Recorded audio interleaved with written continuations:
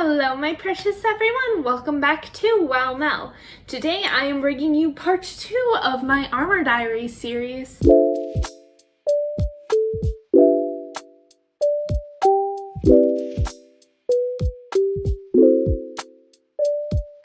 If you guys remember, last episode I ordered a bunch of stuff because I wasn't wholly prepared for this project, and the stuff came in. First of all, I got the book of Foam Armor, which is super cute, and they even signed it, which was amazing and I didn't think was gonna happen, but it has a lot of photos and tips on all the materials you need and step-by-step instructions, so this is super helpful and I'm going to be using this a lot for reference. I also got the medieval armor patterns from Kinpatsu Cosplay online. I did already cut out the template that I will be using to make my bracers for my arm. What I did was, because the templates can actually wind up being bigger than just normal pieces of paper in the printer, Kinpatsu Cosplay actually came with a little instruction sheet explaining how to print them to scale. I will just summarize it quickly for you. I got Adobe Reader. I think it's also called like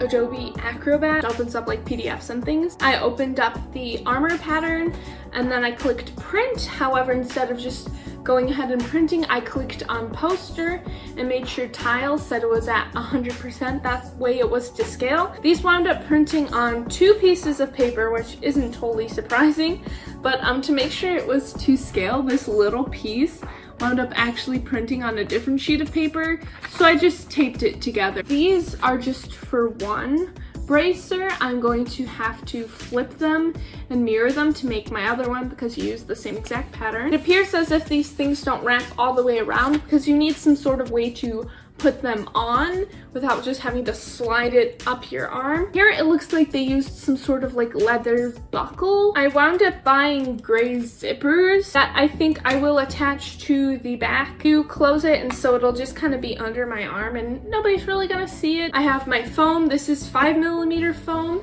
I just realized that this foam is black, which might make it interesting because I was gonna like draw ballpoint pen lines on it, but that'll be hard to come up, so maybe I can find like a white colored pencil. I also do have some leftover gray foam, which I might use to make something small later. This actually was from my friend who'd made stuff out of EVA foam before. I also wound up getting some contact cement, which I will use to glue stuff together. I also wound up buying, well, this is a primer, but I wound up buying a couple paints. I didn't buy all of them because I know I won't be painting for a little bit while, but some are on sale. But you have to make sure, like, whatever paint you get, that it's flexible. It's not just like painting right on a sheet of paper. The material is different and the shape of it is different. If you don't get flexible stuff, it'll end up cracking and just not looking super nice. Which, that would be sad if you spent all this time making armor and it didn't wind up looking nice. It might low-key happen to me, but at least it won't be because of the paint. Oh, I also have this Exacto knife, which is from my sister.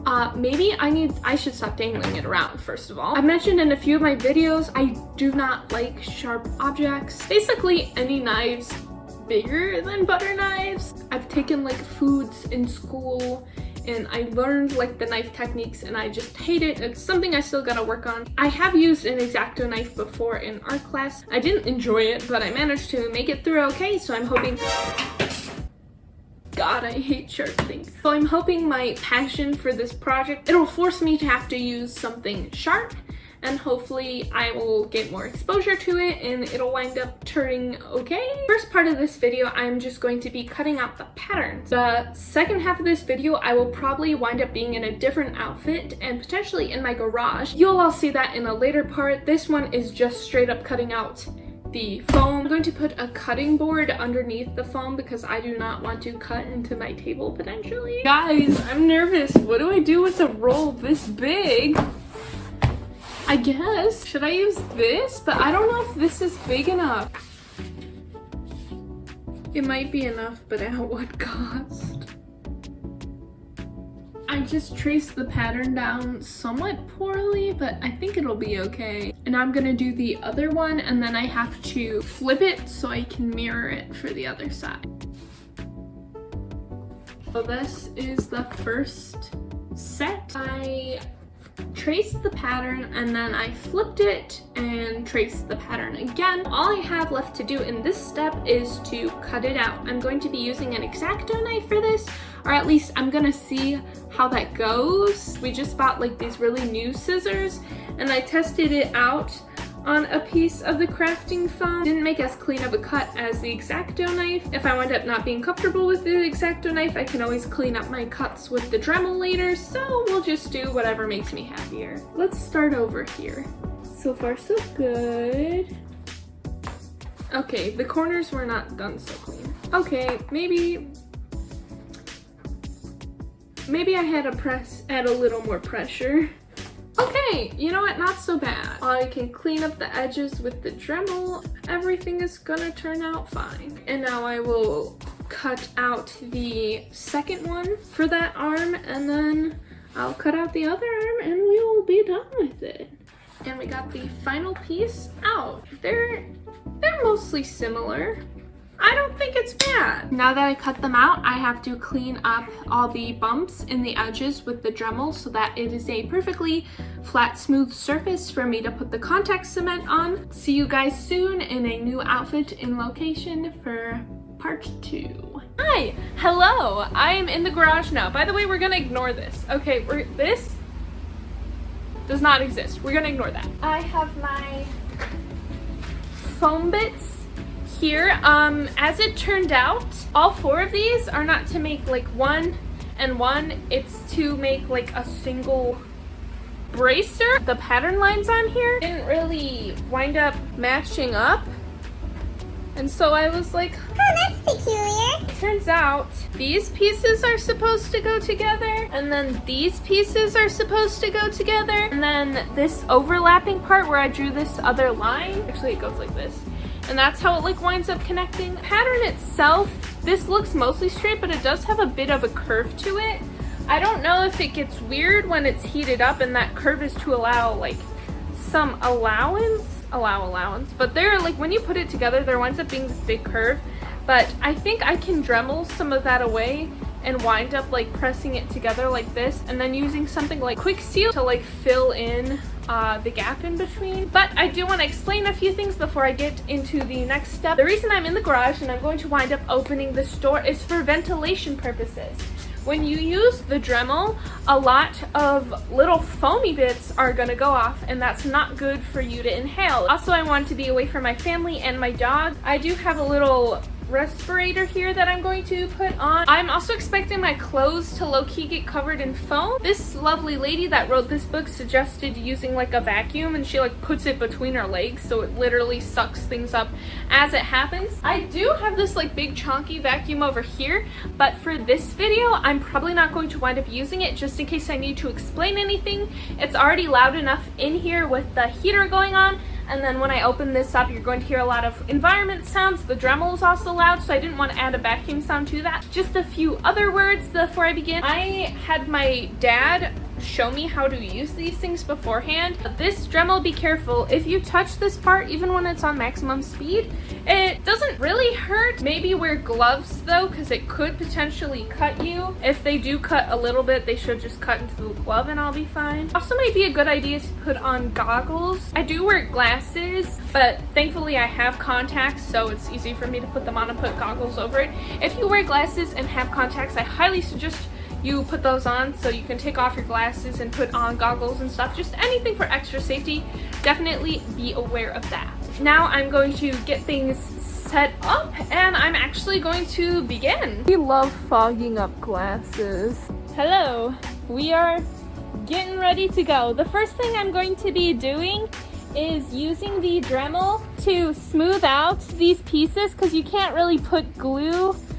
Well, you can, but it's not super great if it's really rigid like that. I'm also going to try to attempt to turn these curves into just a flat line. The pattern came with a curve, so I guess maybe I should keep it curved, but honestly, that didn't make a lot of sense to me. So I'm just gonna wind up trying to make these as flat as possible so I can stick them together later with the contact cement. You'll see that in the moment. But this is the Dremel. It has the like sandpaper top right now. It's off, but as you turn it higher, she turns on. So I'm gonna have mine at the highest setting and maybe the second highest setting just to get all these foam pieces off. I think I just have to cut bits away from this. Whatever, you know what, we're just gonna try. Ooh. So be careful with the Dremel. I'm low-key making more imperfections. That might be just my inexperience, but the Dremel is making this noticeably less smooth, so that's not good. He is not particularly straight or smooth.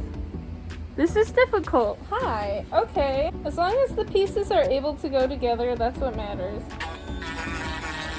I applied the contact cement, but it turns out you have to let it like sit for 10 minutes and then put it together, and it takes a whole half hour to dry, so that's fantastic. While that's happening, I'm going to hopefully destroy some of the curves on this so I can put this together and then glue it together. But so far, this dremeling was not as simple as I thought it would be. A few moments later. So basically, I should not be trusted with the Dremel, alright? This one turned out kind of okay, like a little messed up, but like this one, oh no. But the more I try to fix it, the worse it gets. So literally, I might just like glue it together and pray for the best, because I was like, yo, dremeling it makes sense. I'm just gonna flatten it real easy, make the edges smooth. And that is not what happened. This is not what I signed up for. On the bright side, it's almost time for me to put these two together, so that could be kind of fun. I currently stuck these two pieces together. I need to give it a half hour to dry. I put contact cement on these rough pieces. I can push them together in 10 minutes and then I'll give a half hour to dry. It's time for me to stick together my nasty, horrible pieces of Dremel work. Lining it up. I did have pattern pieces, but one I cut off because I went a little ham with the Dremel, and not in a good way. And I'm just gonna press the pieces together. They don't line up super great, so it's stuck together. You see these holes. I might have needed more contact cement in here as well. Maybe I'll add some. This might be a mistake. You're supposed to let it sit before connecting it, but I'm impatient and I may have just played myself. It's been a half hour. One of these has actually been drying for like 40 minutes. Sir, I guess I don't really need this on because I don't think I'm gonna Dremel anymore, but let me show you what they look like. So like kind of bad because my Dremeling was just, it was god awful, but they're together and I think that's the important part. Obviously there are, ooh, she not so hot. Obviously you can see the seam lines. They say you can clean it up with more Dremeling, but I'm actually going to be using Quick Seal to cover in these cracks and make it seamless and pretty, or at least as seamless as I'm able to manage. If it winds up looking really bad, I might always end up adding detailing over it to hopefully distract from the less than perfect seams. But like this being my first ever try, like they're together and it works, so like I'm not mad about it. I will do that all in a future video as I've already crammed a lot of content in here. Thank you for joining me, my precious everyone. I hope this video was informative or at least fun for you to watch. I am going to hopefully be coming back soon as I already have my heat gun and everything kind of ready. I do have to get some Quick Seal because I don't think I have some. Hopefully it won't be too long until my next installment of the Armor Diaries comes out, but until that day, thank you so much for joining me. I'll catch you guys in the next video. Bye!